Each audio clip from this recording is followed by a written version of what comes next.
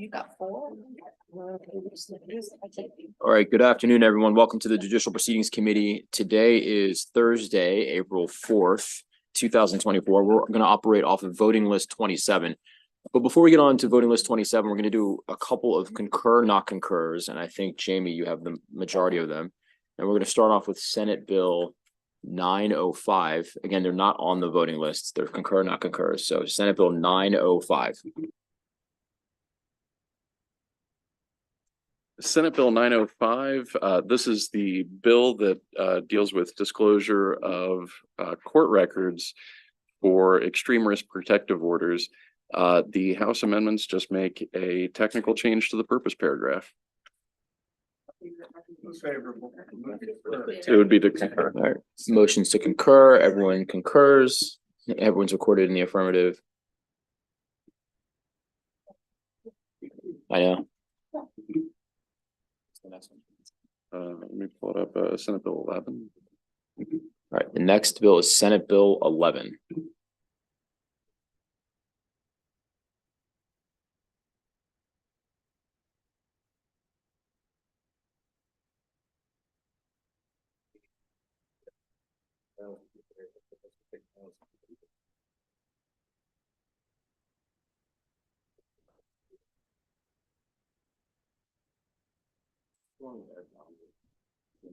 Right. So for Senate Bill 11 as amended by the Senate had amended in language that provided that Department of Public Safety and the Maryland Judiciary could not engage in procurement related to the central repository or case search or any successor database unless those provided for compatible with partial expungement. The House struck that language and instead provided that the Department of Public Safety and Correctional Services shall include system upgrades required to allow for automated expungement of charges and partial expungement of charges in any vendor contracts being negotiated at the time that this act takes effect. And that's uncodified language. Discuss with the advocates. I'll make a motion to concur with the House amendments. Does include the automatic. It does. Yeah, that's what I'm just. Sure, let me. Yeah, because we couldn't get the automatic one. That's right.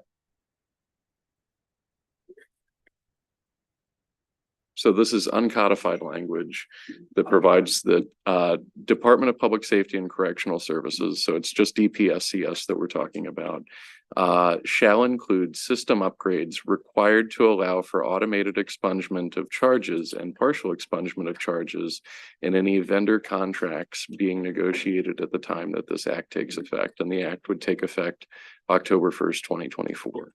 So as long as the negotiations are ongoing at the time of October 1st, 2024. That's what it would apply to. So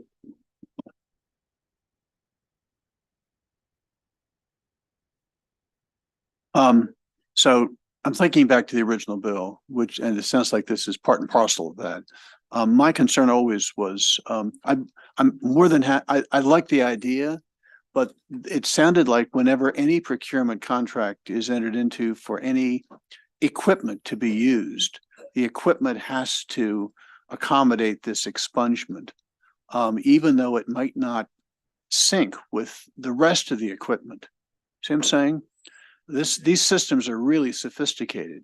And if a piece of the system fails, it has to be replaced or the whole system doesn't work. So, and it could be deleterious to have to buy a piece of equipment to fit into a larger system, which does not permit expungement, but that piece of equipment does.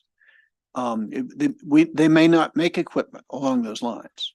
So it sounds like this is part and parcel of that. And was always my concern. So. Thank you, Mr. Chair. Well, maybe there could be language that excludes replacement parts. If you can order it at AutoZone. No.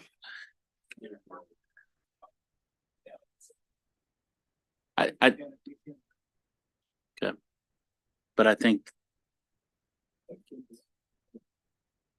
Yeah, I was gonna say, I just don't think it's going to, And don't you think that they can come here and say, Yeah. this is the problem that we're having? right, that's true.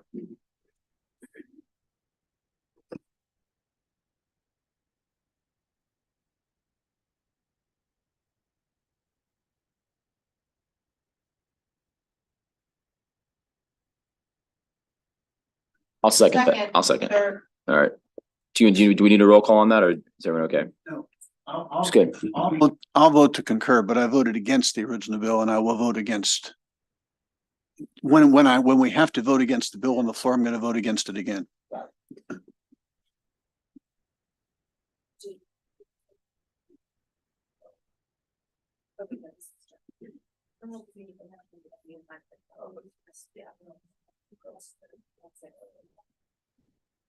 I do not have this.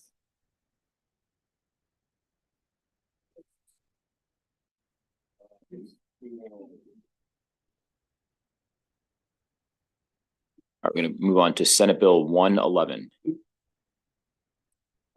This is new. This is not a concurrence. Oh, we are. Right, this is the bill that I had dealing with the minor victim.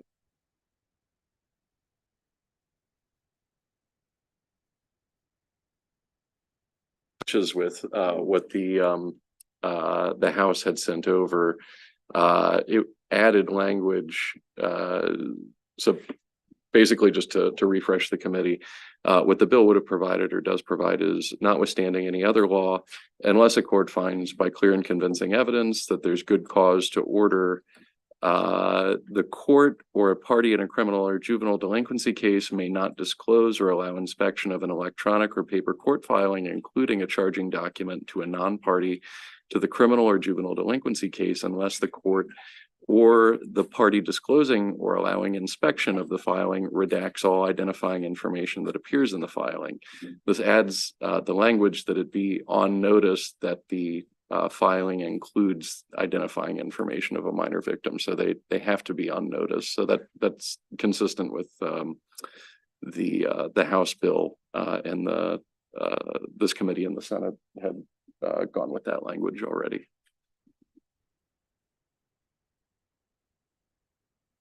So the motion to concur has been seconded. Is everyone okay with that? All right.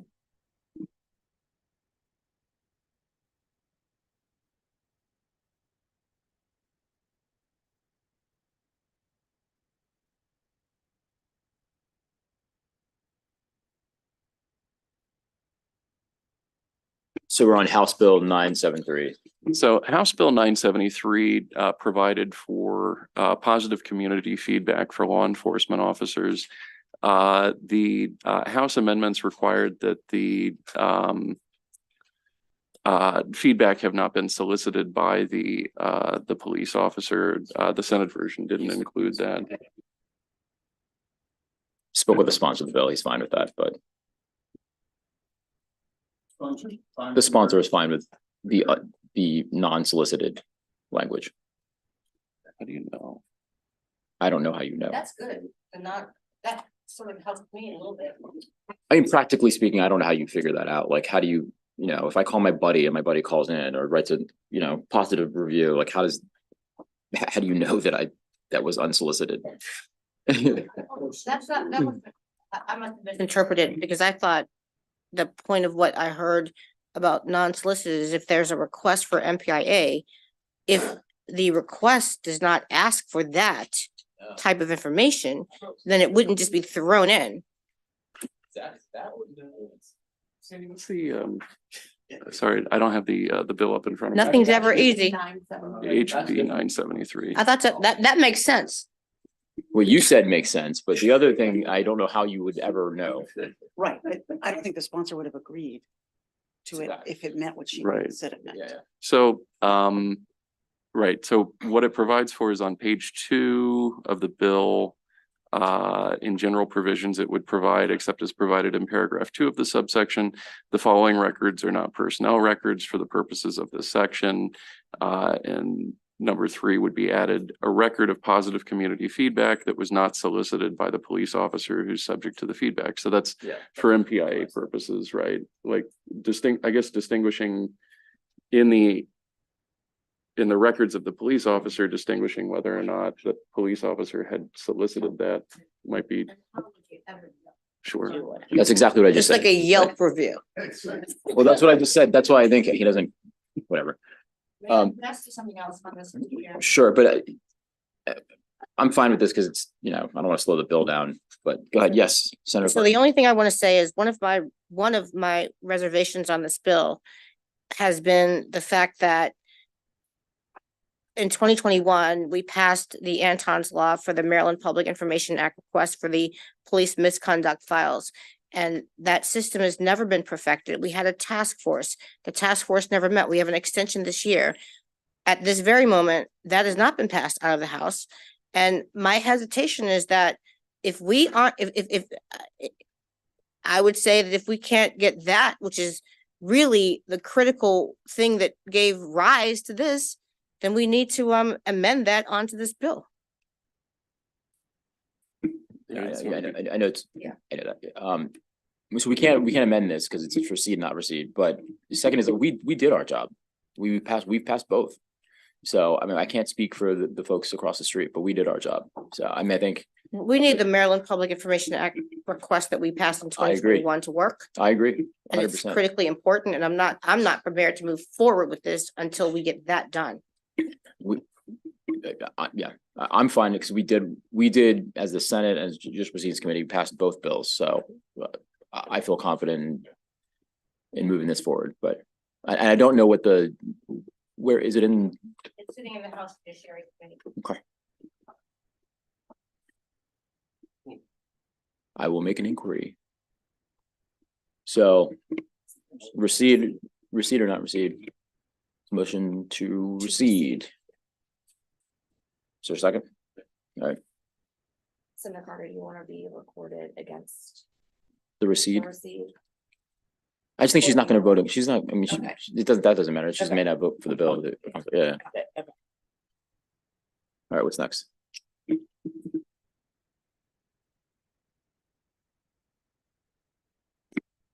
House Oh, Bill, wait, no, this is.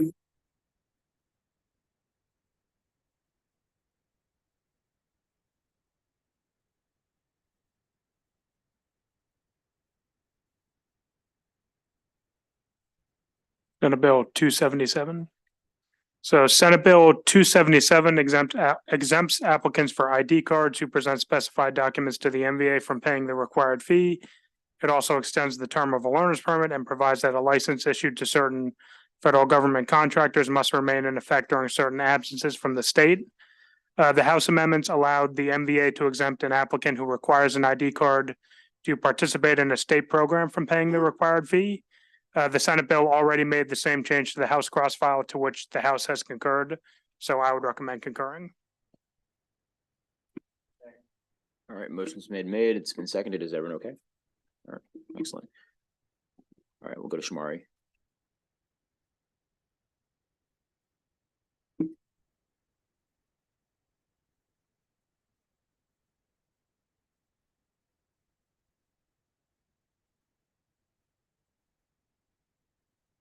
Senate Bill 46.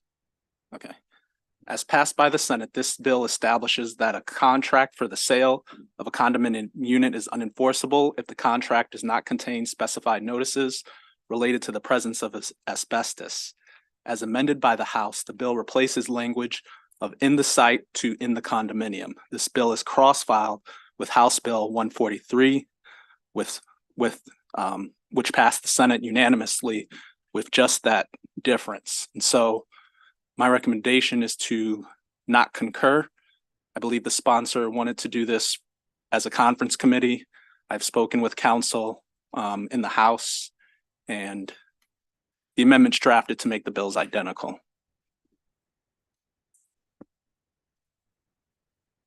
All right. So we'll not concur. Excellent. Is everyone okay with that? Then I guess we'll need to not receive. Yeah, not recede. And then so do you have to appoint a conference committee? Do I have to appoint a conference Oh, committee? yes, you do. Yeah. All right, so we have Senator Waldstreicher, Senator West, and Senator Charles. Fight for the Senate version, even though it's already been decided. It's already been. You guys already worked things out? We did work. Yeah, it's great. 46.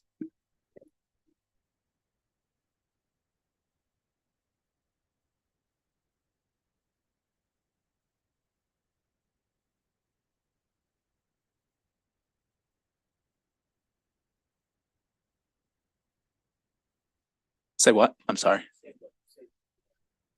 Oh, House Bill 143 is the cross file to Senate Bill 146. So we're not going to receive, we're going to appoint the same conference committee. All right.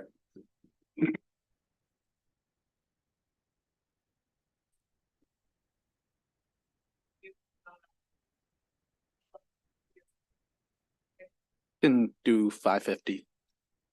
Start with.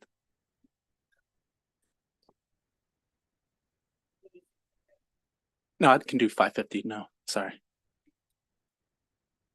Senate Bill 550 is passed by the Senate, alters the definition of abuse to include labor trafficking for purposes of provisions of law governing child in need of assistance cases and child abuse and neglect reporting. And it expands provisions of law relating to the Safe Harbor Regional Navigator Grant Program to apply to child victims of labor trafficking. As amended by the House, the bill corrects typographical error by changing an individual to any individual. The amendments would conform, or the amendments conform the bill to House Bill 508, which passed the House and Judicial Proceedings Committee unanimously. So we should, It's been a motion to concur, it's been seconded. Everything's okay. All right, let's keep rolling.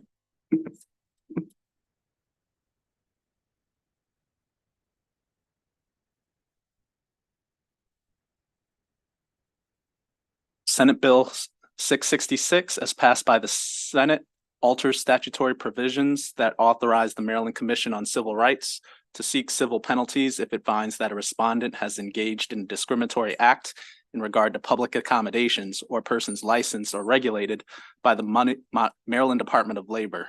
The bill replaces references to civil penalties with monetary relief and requires monetary relief be paid directly to the complainant instead of the general fund. The bill, one, authorizes MCCR to seek increased monetary relief under specified circumstances. It prohibits the MCCR from seeking an order awarding monetary relief under certain conditions. And 3, sets forth factors for administrative law judges to consider when determining the amount of monetary relief to award. Finally, the bill creates temporary recording requirements for MCCR. As amended by the House, the bill strikes language increasing the maximum amount of certain monetary relief and specifies that certain increased monetary relief is only available if the respondent has not reasonably mitigated the harm caused by the discriminatory act. The House amendments conform the bill to the cross-file, House Bill 366, which has passed the House. We have that bill as well. So Conform the bill. So we would concur. Concur. Make a motion to concur. I'll second that. Yeah, great. Everyone's okay? All right, so House Bill 368, we could vote that and conform it.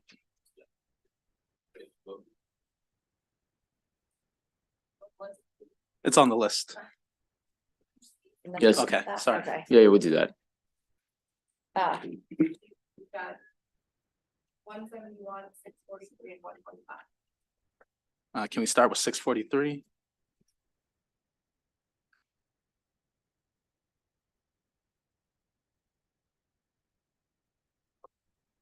Senate Bill 643, as passed by the Senate, alters provisions under the Public Information Act to require a custodian to allow inspection of a surveillance image of illegal dumping in Baltimore City by an employee or agent of the Baltimore City Department of Housing and Community Development in an investigation or proceeding under Section 10-112 of the Criminal Law Article. As amended by the House, the bill adds a provision allowing the Baltimore City Department of Housing and Community Development to publicly disseminate a surveillance image as part of an investigation.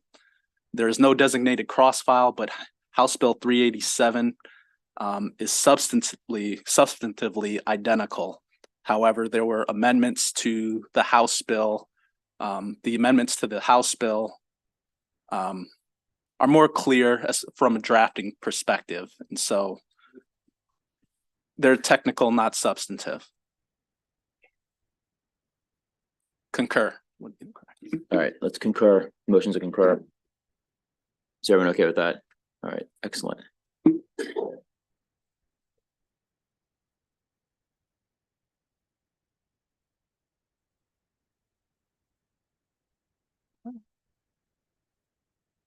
We can do 125.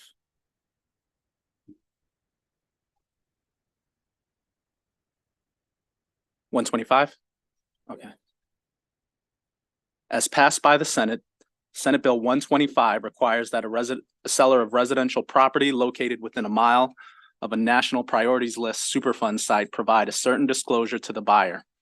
As amended by the Senate, the bill made alterations to the required addendum and required that the seller only notify the buyer if the property is within 1 mile of a National Priorities List Superfund site.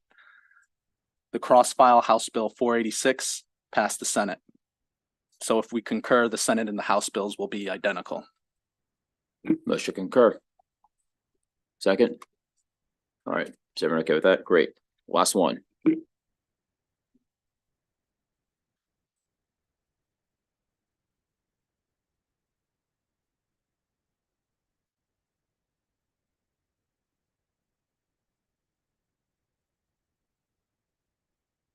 Yes.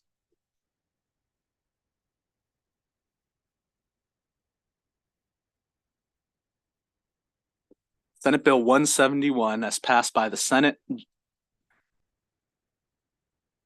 Senate Bill 171 as passed by the Senate generally extends statutory provisions requiring a landlord to provide certain notice and documentation to a tenant that is required to make payments to the landlord for specified utility services to be applicable to gas and electric services. As amended by the House, the bill expands the type of documentation that may be provided to meet the requirements. This bill was initially identical in both forms as it passed the House. We received late amendments and pulled it from a consent calendar. The House has added that amendment to, sorry, I'm getting all confused. Yeah, so this bill as entered was basically redrafted through Senator Augustine's amendment. Yeah. Okay. The House did the same thing. Correct. But then they did something else. And then they added another amendment. And Okay. so if we add the same amendments, then they'll be identical. What was the amendment? And so that amendments will essentially divide up what types of landlords and what kind of notice they're required to provide of the utility bill to the tenant. And so for landlords that own 6 or more units, they have to provide the entire year's worth of utility bills and each year thereafter. And so the landlords that have fewer than 6 units, they just provide the utility bill each month.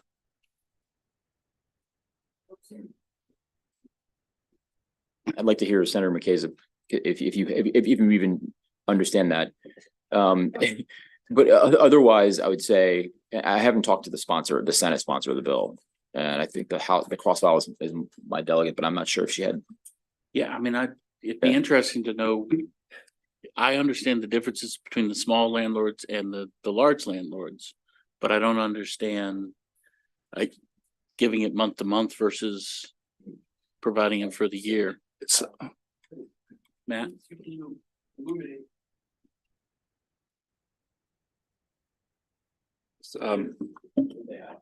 Matt Hill, Public Justice Center. So we worked with the sponsor on these amendments. The original intent of the bill was to help tenants be able to qualify for OHEP funding when the utilities are included in the rent. So in other words, you get, $1,000 a month, water included. So these amendments, as I understand it, would allow tenants to, but still get the documentation they need to get to OHEP. So that's what these amendments would allow And then for the smaller landlords, we still, it's only for utilities that are being paid to the landlord. And so for smaller landlords, for instance, the water bill, the landlord gets the water bill and then has to forward it to the tenant each month to get paid. And that's the standard in the current law, and just preserving that status quo while at the same time allowing in the bigger buildings where, again, the utilities are included in the rent, to require landlords to provide that yearly documentation so that those tenants can get qualified for OHEP. So essentially maintaining the status quo while requiring landlords in bigger buildings to provide that documentation that OHEP needs. That makes sense. My question, Matt, is water bills are on a monthly basis with OHEP and giving 12 vouchers like a month? Well, so My experience with all of the other utilities, it's based on like a 6-month or a season, like during the winter or something like that. I've just never encountered where you can get it for that month in the water. That may be in different jurisdictions. I don't know. I think it does vary by jurisdiction. I think right now the law says in 1 or 2 unit buildings, the landlord has to provide the periodic bill. So if the Right. bill comes monthly, you have to send it monthly. If the bill comes every 6 months, you send it every 6 months. And so it's just preserving that piece while allowing. That's part of the law for OHEP. OHEP. It's not an OHEP focused law. It's just the way the law is at current. This is trying to make sure that the tenants where the water is included in the rent can still qualify for OHEP in those bigger buildings, if that makes sense. It does, but I can't imagine that on a monthly basis, the tenant is having to go on a monthly basis to get the water bill. Sorry, the bill, it doesn't require monthly. And so on the bottom of Maybe I page heard 2, it says just provide a copy. It doesn't have to be provided monthly. I was just using monthly as most bills are monthly. Okay, that's So where that's Yeah, sorry. that's the what I- genesis of my confusion. So, yeah. concur. Concur. Motion concur.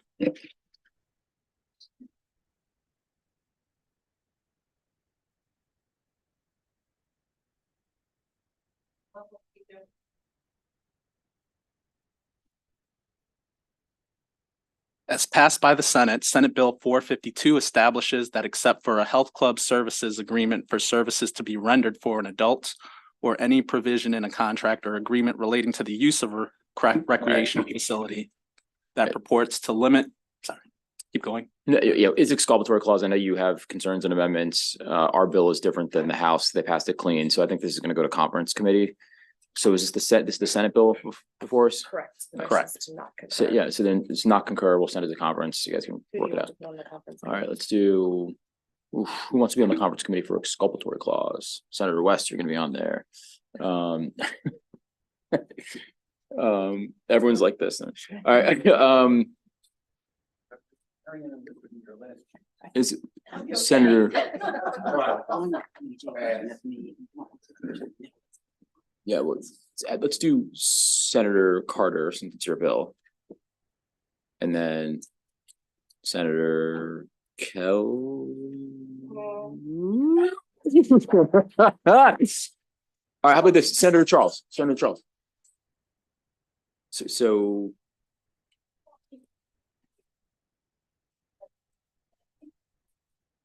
Like the House of Senate didn't have that amendment. that's right. She wants. So, I know. I mean, it's what outcome you want to have. Well, I get that, but I know there's gonna be, I suspect there's gonna be a little extra spice in there as well. Chill is great. All right,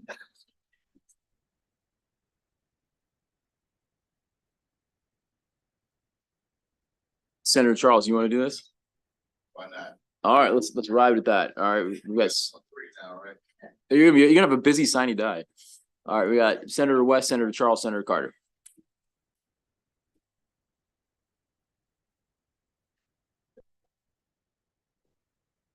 So you in there with me, right?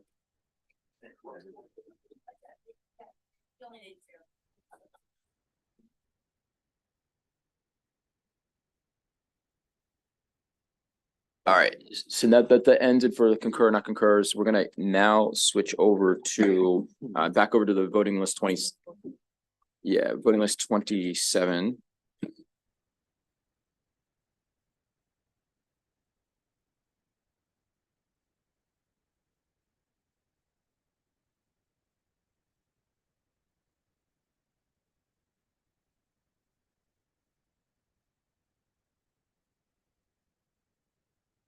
House Bill 435. House Bill 435 is a departmental bill that alters statutory provisions that determine the calculation and modification of child support for incarcerated obligors by specifying that a court may determine that a material change in circumstances has occurred if a party becomes incarcerated, provided that the party's ability to pay child support is sufficiently reduced due to the incarceration, by establishing that a parent who is incarcerated may not be considered to be voluntarily impoverished, by prohibiting a determination of potential income for a parent who is incarcerated, and by repealing provisions that limit the circumstances under which a payment may be considered past due and arrearages may not accrue during a period of an obligor's incarceration.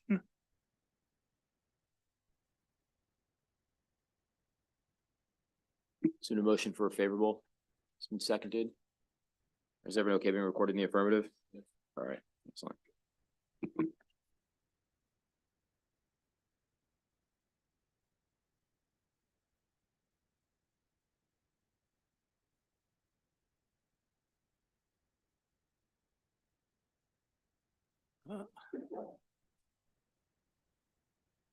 Yep. All right, so it's House Bill 1117. If you give us a brief overview of the bill, and then we've brought together all the stakeholders, and there are just a couple points of discussion so that you could highlight those 2 or 3 points of discussion, and then we're gonna debate it as a committee and make a decision, and we'll move forward with the bill. So, Shamar, you're up. Thank you. Senate Bill 1117 establishes that a landlord that offers a residential dwelling unit for rent is deemed to warrant the dwelling fit for human habitation. It clarifies that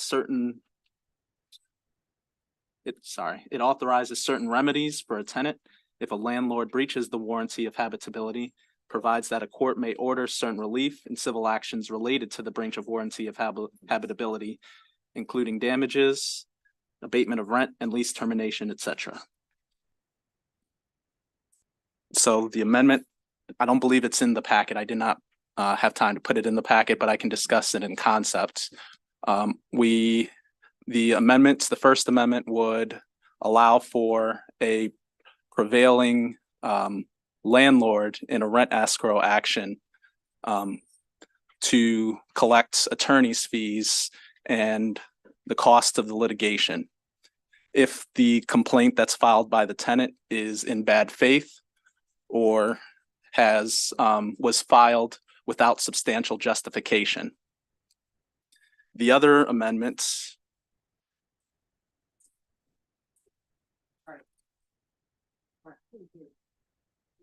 Sure, so, okay.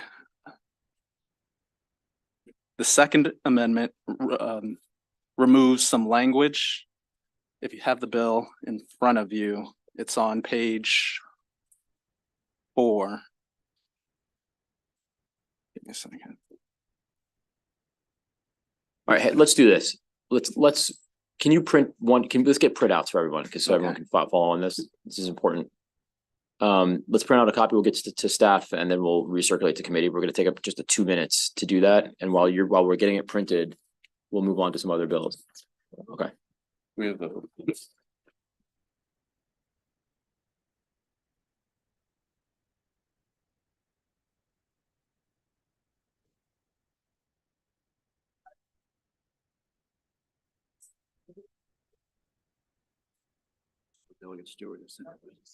Okay, thanks. All right, we're going to go, Josh, to House Bill 38.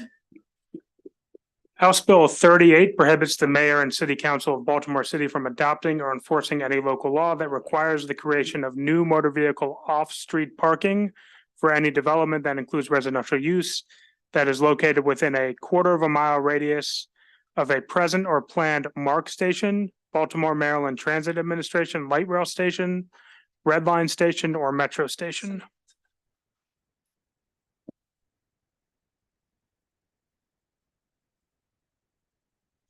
The question is, why are we passing off-street parking laws relating to Baltimore City? Can't they pass their own off-street parking laws?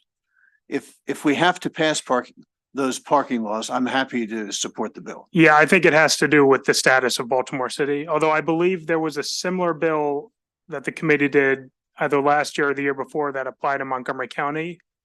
So I believe this bill is amending similar areas of the section, but just applying to Baltimore City. Okay, all right, if we have to pass Baltimore City's off-street parking laws, I move favorable.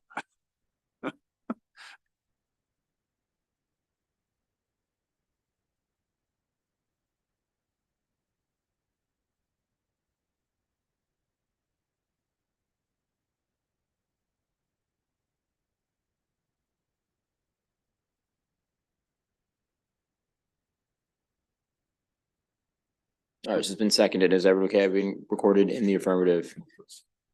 House Bill 38 passes unanimously. All right.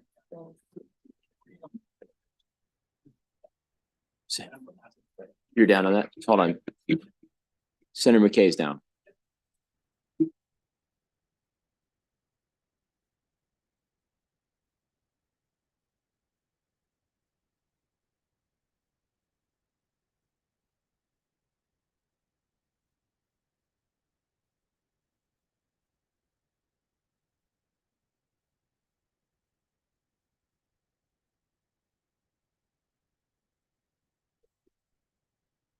Is that, I mean, it's preventing them to have local control. We were just on the Senate floor talking about courtesy for local control.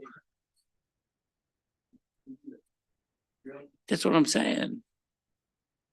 That's like me going to Jenny Craig and then going to Ben and Jerry's right afterwards.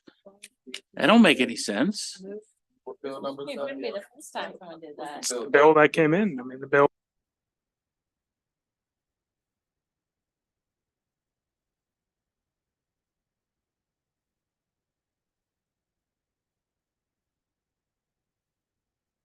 Me, I just don't remember. Muck it up.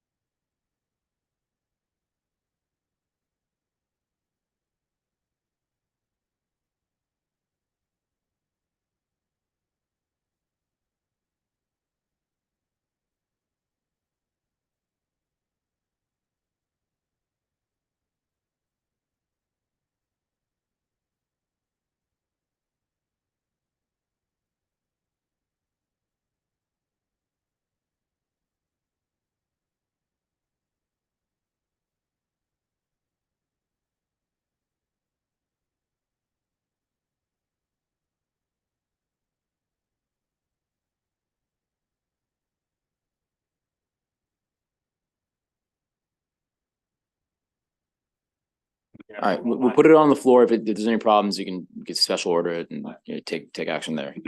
All right, so we're gonna release it. Senator McKay's down. Baltimore City, the mayor.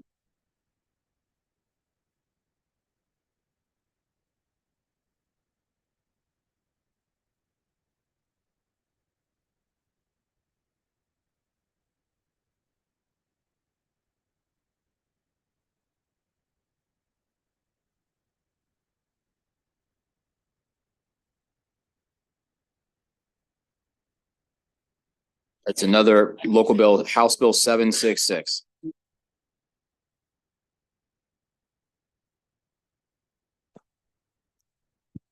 House Bill 766 prohibits in Calvert County a person from standing in a roadway, median divider, or intersection to solicit money or donations of any kind from the occupant of a vehicle.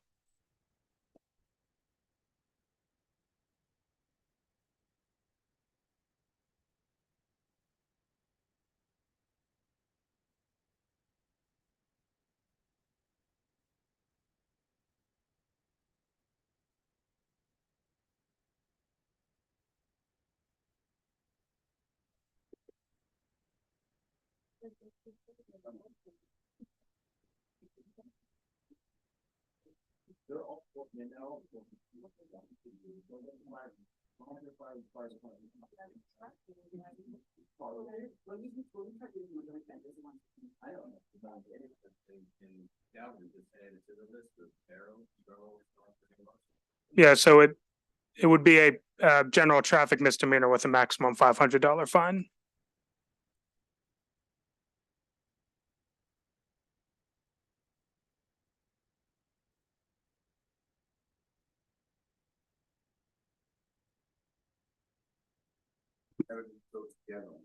House Bill 766 passes unanimously.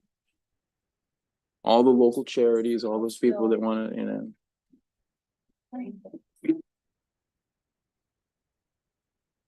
All right, now we're back on to House Bill 1117, Shamari. So you have the reprint in front of you.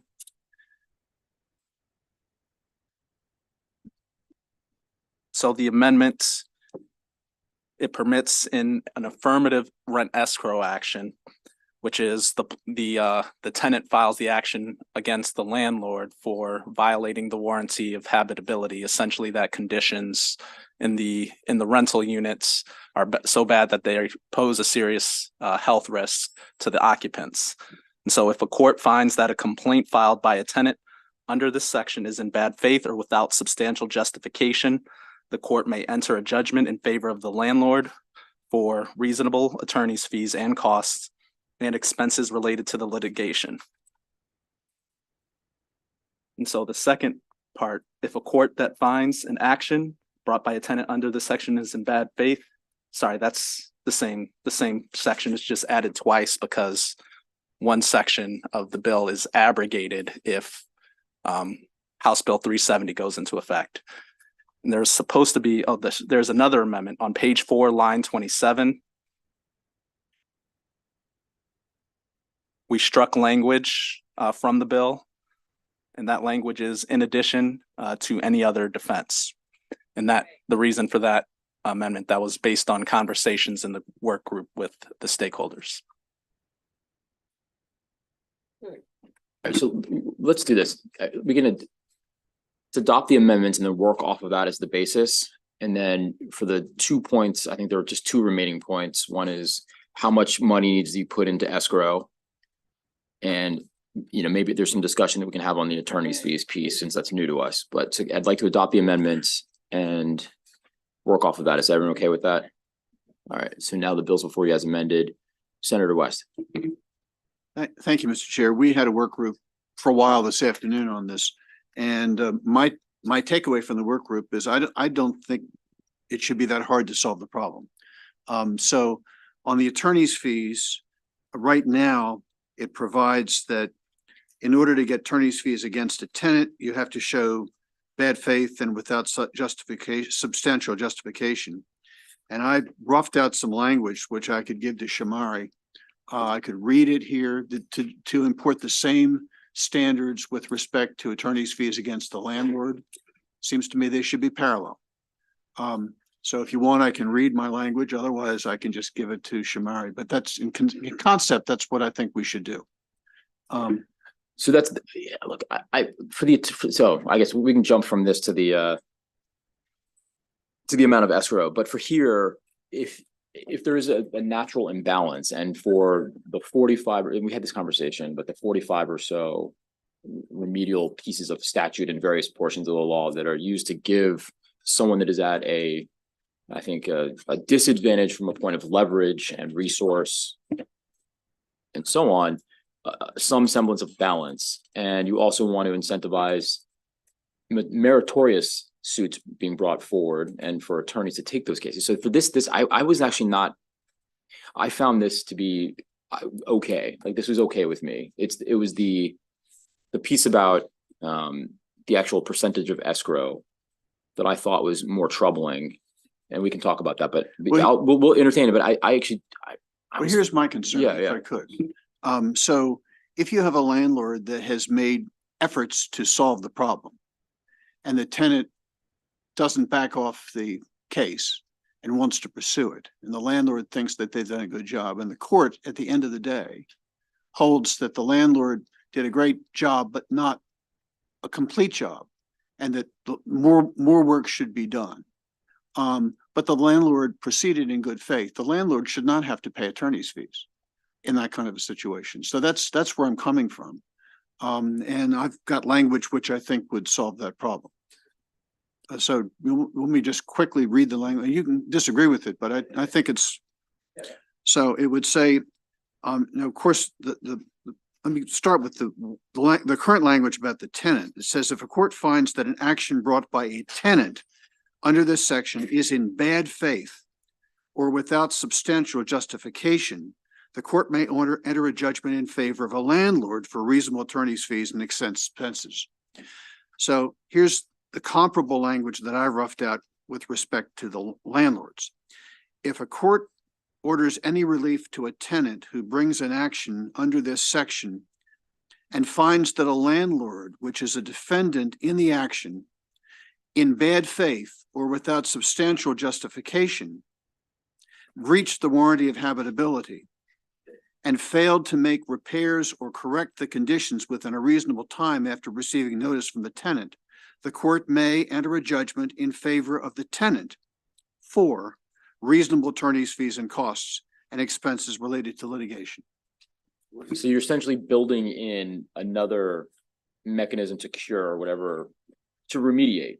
Right. If the landlord has made an effort, if I'm a judge and I find a landlord has tried to remediate, but I'm the judge and I don't think the landlord has done enough, the landlord should have done some more, it would, the court under that circumstance could find that the landlord did not act in bad faith or without substantial justification, and therefore would not award attorney's fees against the landlord. What if remediation is not successful? Or like, I don't know how you, Again, it would be a court's decision. The court would make the decision, as to whether or not the efforts by the landlord were in bad faith or not. so Senator Charles. Off you, Mr. Chair, and in terms of if the remediation wasn't successful, or if it was successful, but you had 3 months or 4 months of sitting in mold and your child has been sick and now you got all these medical expenses that's associated with it, or you had an animal and the animal gets sick, and you got to pay for all of these expenses. So I think that having this is the giving attorney's fees to the owners of the property, I don't think that's a proper way to handle this. I do want to just I know that folks are passionate about this issue who are in attendance. I just want to make sure we just maintain a level of just decorum so that, senators can have a free exchange of ideas and, if we could just maintain decorum in the committee room, please. Yeah. Sorry to interrupt you. Go ahead. No, that's just, I think there's, when you run into problems and issues like that, they may fix it, but there's some of these issues have been long lasting, and I don't think somebody's just bringing cases, frivolously every day. These are major problems, especially when you got to get people to come together as a group if there's issues. If the judge finds that the landlord has acted in bad faith, he can award attorney's fees. But if the judge finds the landlord has acted in good faith, then he shouldn't award attorney's fees. Doesn't that make sense? I can't remember how you phrased it, but I catching what Charles is saying. Could be, that he didn't operate in bad faith to make the repair or in delaying those remedying those problems. I think if you add that, because that, I agree, if he finally gets around to it and he does even 85% of it, but that delay itself has been harmful and there's really no justification. So I think you got to amend that in some way to. I think I may write it too fast. Can I read it one more time? Yeah, I okay, think, I think the language answers your Does capture the concern. delay, because I think justifiable delay has to be in there. It says if the landlord in bad faith or without substantial justification Mhm, breached the warranty of habitability okay. and failed to make the repairs or correct the conditions within a reasonable time after receiving notice from the tenant. I think timely fashion would be strong. Okay, well, we can change it to timely fashion. Because I think there's more immediacy to that. a timely fashion. What is that? What do you think that definition? Well, it's in the is? bill. The bill already states that if the tenant gives notice to the landlord must make the repairs within a reasonable time. That's what the bill says. No, I'm just saying, what do we think a reasonable time is in terms of?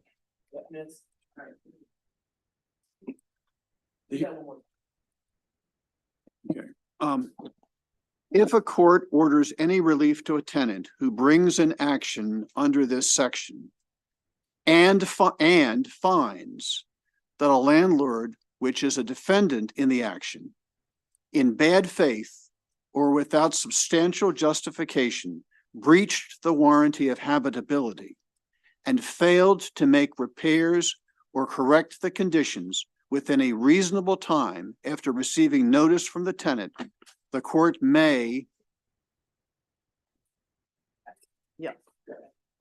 So I agree that there might be something to be done here to better align the two things. And we had a discussion earlier about that. But to the tenant, it is not relevant about whether the lack of habitability is done in bad faith or not. If there's mold, the relevance of whether the mold is there because of bad faith or because of incompetence is not relevant to the tenant. That person is not in a habitable situation. If the oven doesn't work, if the heat is off, it is not relevant to the tenant whether the landlord acted in good faith or bad faith. So I think there's something to be done here to better adjust what we're trying to do. I just don't think what you're trying to do accomplishes that because it doesn't go to the remediation. And so I heard the debate that happened earlier today and was sympathetic with what was saying that this is maybe misadjusted. I just don't think what you're attempting to do remedies that in a way that's fair to the tenant. So we can work on it then? No. No. Discuss it on Tuesday. We'll do that. Senator James. Senator Wallstraker just said, maybe the better approach is to track the language that compels the landlord to do this in a reasonable amount of time. And you could, if he doesn't do it, then you're entitled to attorney's fees with or without bad faith. Or you could also say is evidence of bad faith and substantial blah, blah, blah, blah. And the court can award attorney's fees. So you track the obligation of the landlord, not make it be bad faith, but really just the reasonableness. And the court, you can either add this or not, but that is evidence of bad faith, and the court is and can or should award attorney's fees. Then you just track the obligation we're putting on the landlord. And then if the landlord doesn't meet the obligation in this statute, that's when I think you should get attorney's fees. If the landlord does, then I don't think you should get attorney's fees, right? So something like that. Sorry, I just want to correct the record. I said the second provision about the attorney's fees depends on an abrogation. I was confusing another bill that we had in this committee. It deals with a rent escrow action brought by a tenant for abatement, and the other deals with if the warranty of habitability is violated. So there are two separate actions that the tenant can bring, and if there's bad faith or not substantial justification, then they can be awarded attorney's fees as in the amendment. So I just want to correct that. It's not dependent on an abrogation. Oh.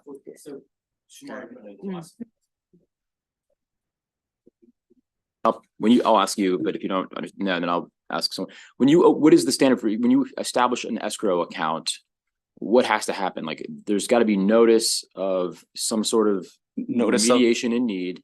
Right. And there's usually a time period before the escrow account can be established and the landlord has the ability to cure or fix whatever is wrong. So is there a time? It's 30 days. Okay. The landlord has to have 30 days to cure the Whatever defects. defects after notice. So the landlord has this 30-day runway to fix before an escrow account can even be established. Is that right? I believe that's right? correct. Is that right? Yes. Presumption of 30. Okay. So that's already a built-in feature of the law as it stands today. Can we move on to the escrow stuff? All right, and you want to offer your amendment and we can run it and, okay, Let's go on the escrow. okay. Can you read the section of the proposed bill that has the escrow? It's that there's a presumption for 50% of the rent, of the monthly rent to be chucked into the escrow account. Just refresh the committee Yes. how that works. So if you look on page.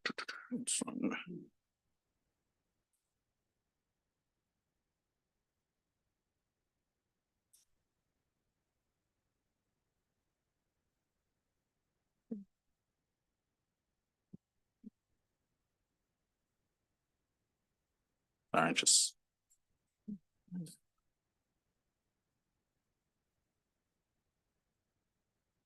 So on page number 5 of the reprint.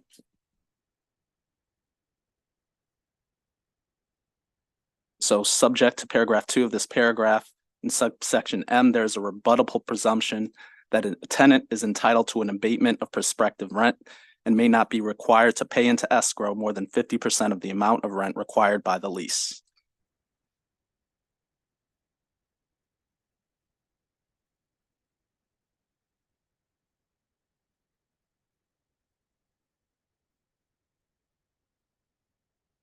Sure. I don't know why we have this 50% presumption. It seems to me the tenant ought to have the opportunity to go into court and say, I'm being forced to incur expenses because the property is not habitable. And the court can listen to the tenant and then can rule it might be more than 50%. It may be the expenses could be 85%, or they could be 15%.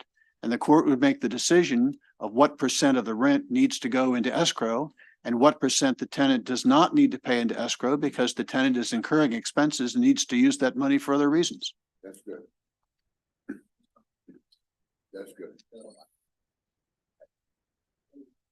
And that will be done at the beginning. At the beginning. Yeah. It has to be at the beginning. I mean, it's gotta be fair. I think the entire committee is in agreement with that. Is that okay? I don't want to speak for everybody. Okay. All right. So then, Shamar, do you know how to? I mean, I think you just.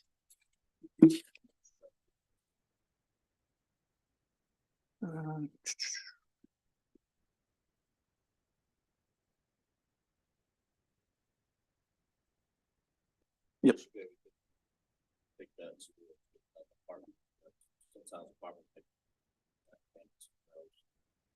They get this money back before they can take 80%. So.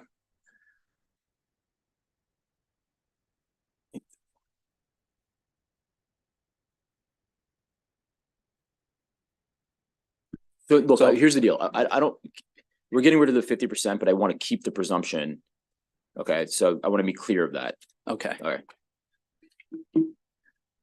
So it'll take some time to drafting, but the intent of the committee is to keep the rebuttable presumption that a tenant is entitled to an abatement of prospective rents. And so they would still be required to deposit initially the full month's rent.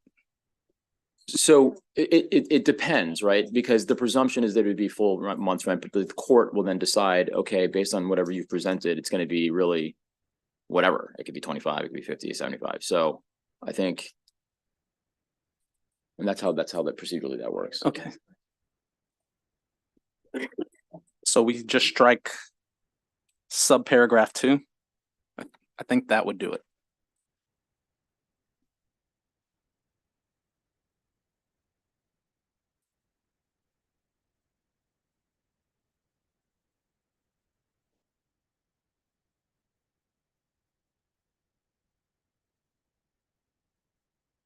Do we strike 2 and change 1 to read is entitled to an abatement of prospective rent in an amount to be determined by the court?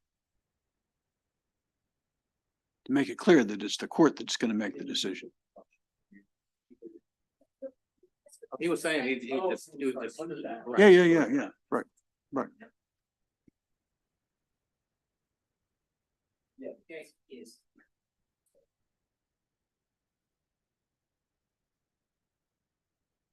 So you're striking and on line 12, you're striking 13 and 14, and you're adding whatever Krista said on line 12. In an amount to be determined by the court. Okay, and we're striking 13 and 14. It's fine. That's kind of what the law is anyway. But, okay. Okay. Okay. Is everyone okay adopting that? All right. So just, I'll Yeah. read it. Yep. So delete subject to subparagraph 2 part. There is a rebuttable presumption or subject to subsection M of this section. There is a rebuttable presumption that a tenant is entitled to an abatement of prospective rents if a court in an amount determined by the court.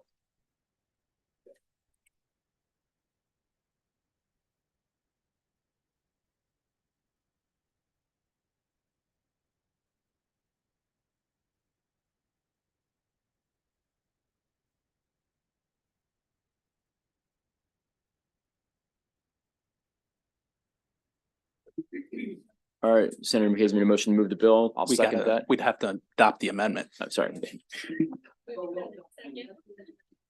Did we? We adopted this amendment and then we just adopted this inline amendment. Is everyone okay adopting the inline amendment? Okay. Now the bill's before you as amended. There's been a motion for a favorable to be seconded. Is everyone okay being recorded in the affirmative? Your Senator West is no. We appreciate you making it a better bill though. All right. Senator Marquez, yes. And I'm a yes. Yeah. Okay. All right.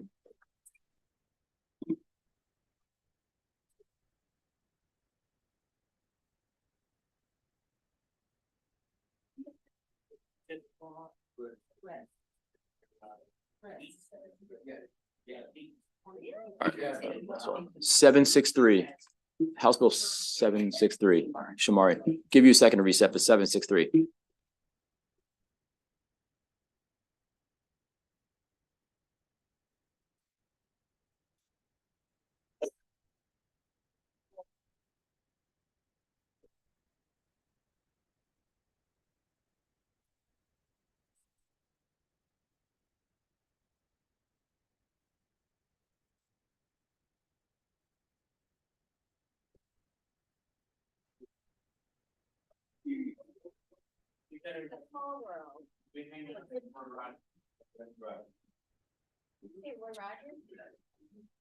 That's my place. I love Roy Rogers. He loves the Roy Rogers. All right, we got House Bill 763. Let's go. House Bill 763 alters the membership of the Commission on Hate Crime Response and Prevention by removing representatives of specified organizations. 2, and adding 1 representative from the Office of the Public Defender and 15 individuals who are members of or advocate on behalf of a protected class under the state hate crimes laws as set forth in Title 10, Subtitle 3 of the Criminal Law Article. The Commission and all regulations adopted under statutory provisions authorizing the Commission terminate June 30th, 2027. And then there's a couple amendments. Senator Sidnor has an amendment. Hold on, sir. And there's. How many amendments are there in the packet for this? There are at least. I may have printed one, the chair amendment from the 3, Attorney yes. General. Let's I do did let's do those first. Okay. And so the chair amendment, this was requested by the Attorney General. And that amendment, it strikes the sunset provision of the bill. And it allows that terms of members serving on the Commission on Hate Crime Response appointed under 6802B 1 through 9. And so 1 through 9, that's the, if you look at the reprint, page 2 and 3, the representatives, the 15 individuals who represent or advocate on behalf of individuals who are members of a protected class under the state hate crime laws. And basically, it just says that they shall expire on June 1st, 2024.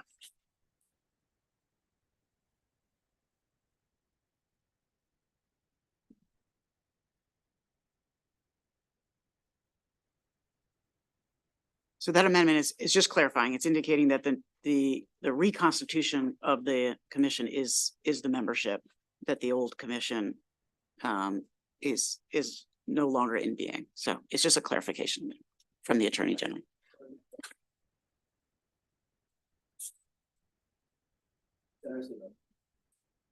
So just to make certain that I'm fine with the sunset, this amendment 2, just making certain that I'm reading it correctly. Whomever currently serves on this commission, their terms will end as of June 2024. Is that the intent? Correct. Thank you. All right, I'd like to move the amendment and then we can continue on. Is everyone okay move the amendment? All right. Let's do the second. You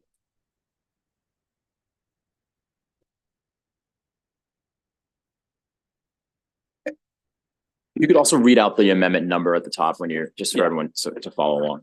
So this is Amendment 433-625/1.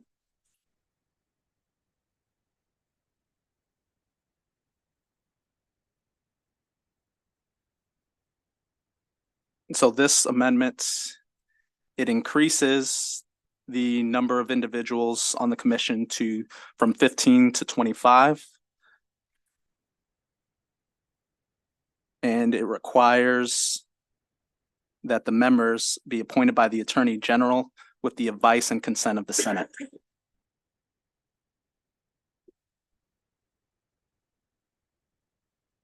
And just to speak to this, and first of all, in the bill that was sent over to us, organizations were struck from the bill. I guess organizations that were intended to cover all of the different protected classes. As I've told some of the advocates, I had no problem with outlining exactly which organizations folk were going to be selected from. However, the thing that I did not understand is while all of the organizations were struck, designees from law enforcement and the Maryland Chiefs Police Association, the Commission on Civil Rights, Maryland Coordination Analysis Center, and so forth, they remained in the bill. So what the amendment was going to do was going to give us a clean slate. So no one was on it, no one, so that all of the appointees would be done through the Attorney General's office. The second portion of it was, again, while I appreciate and support this Attorney General, we have no idea who the Attorney General is in the future. So I wanted us to have some sort of say in who was going to be appointed, that we would be a secondary check on the folk being appointed. Now, with that said, I'm gonna leave it there at the moment. Before, I mean, you said they struck this one. Was, for example, NAACP a part of that? Are they still in it? No. Okay, so why would they have been struck? Everybody, But who? except right. Okay, and here? So what happened, I think from lines, if you look at bill page 2 of the reprint, lines 21 through 28, those organizations, they remained in the bill as it came over from the House. So you had the Maryland, like I said, you had the Maryland let's see, the Maryland Chiefs of Police Association, Commission on Civil Rights Coordination and Analysis Center, Maryland Center for School Safety, Maryland Sheriff's Association, Maryland States Attorneys Association.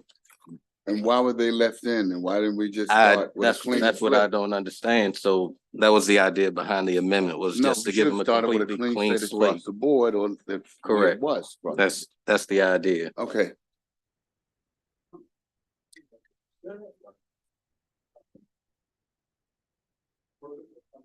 And then, you know, if you, we can roll with it, or we can roll it, if there's a motion or whatever you want to do. Yeah, the unsettled amendment. Senator Walter, you want to speak? Yeah, ultimately, I think this probably moves it in a better direction. And so, so I think this is a good amendment. I followed this bill throughout its process. I don't think this does any damage to the bill. I think it probably makes it a better bill. So, it's gonna be a big commission. But I like that we have a say in it. We might have to add an additional just standard boilerplate removal language, which isn't in the bill as council has noted to us. But I think this is a good amendment.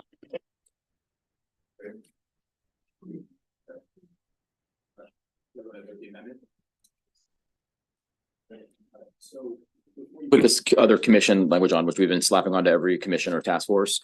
Are we in receipt of the other bill that is universal for all commissions and task forces yet? We are not. Oh, Triple E, have they passed it? Is it on the, it's on the floor, okay. So do you know, I don't know how, so we've been tagging our language onto all the commissions and task forces. I don't know who to seek for advice on how those two things will intersect with each other. Do you have an idea? What's the bill number? HB 809. I mean, assuming, look, we should just keep it off of this. If that bill passes, if it doesn't pass, then we'll just have a floor amendment.